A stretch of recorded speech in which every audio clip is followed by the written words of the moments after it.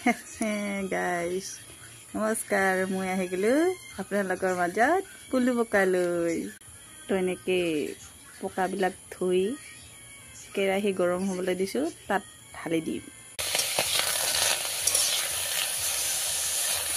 ধুই পাক খুলি লৈ এনেকৈ ইয়াক অলপ কি কয় এতিয়া গৰম কৰিম তাৰপিছত ইয়াৰ মাথা কুটি কাটিম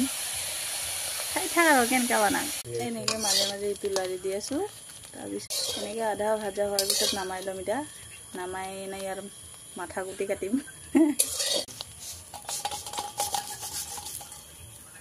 এনেকৈ নমাই ল'লোঁ লৈ ইয়াৰ মাথা কুটি কাটিম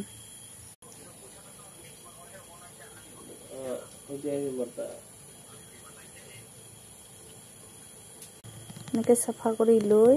মাথা কুটি কটাৰ পিছত এনেকৈ চাফা কৰি লৈ এনেকৈ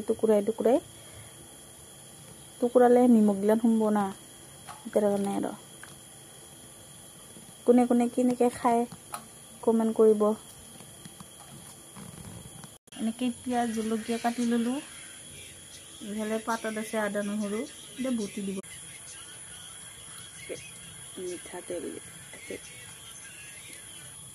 তো গাইছ তেলটা গৰম হোৱাৰ পিছত চবেই জানে পিঁয়াজটা দিব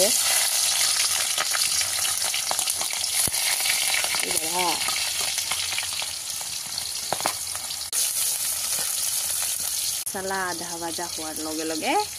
পকা দি দিলোঁ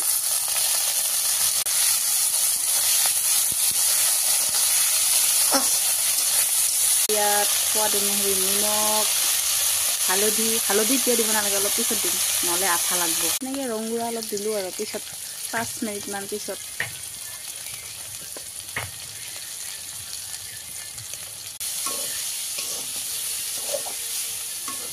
এতিয়া হ'ল আদা নহৰু পেষ্ট